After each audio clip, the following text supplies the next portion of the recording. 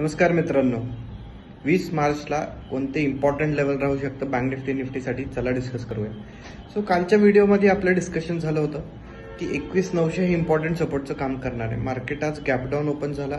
काल फेडच्या न्यूजमुळे थोडंसं मार्केटमध्ये इम्पॅक्ट बघायला भेटलं. गॅपडाऊन ओपन झाला आणि थोडंसं फॉल लावलाय. 21,900च्या खाली क्लोजिंग दिलंय, बट ते 21,900चं क्लोजिंग उद्या सस्टेन राहतंय का नाही बघूया. उद्या जर का तो 21,900च्या खाली ट्रेड करायला चालू केलं तर तो डाऊन ट्रेंडमध्ये पूर्णपणे कन्वर्ट होऊ शकतो आणि 21,500 जो आपला सपोर्ट आहे प्रिव्हियस तिथपर्यंत येऊ शकतो. मध्ये छोटाफार सपोर्ट असेल 21,300 वगैरेचा, बट तो जर का त्याच्या खाली जातोय, खाली सस्टेन व्हायला चालू झाला तर मग फॉल दाखवणार. बट तो 21,900 ब्रेक करतोय, उद्या समजा 21,900 ब्रेक करतोय, सस्टेन व्हायचा प्रयत्न करतोय, तर थोडासा एक पुलबॅक बघायला भेटू शकतो आपल्याला मार्केटमध्ये. एक रिव्हर्सल येऊ शकतो मार्केटमध्ये.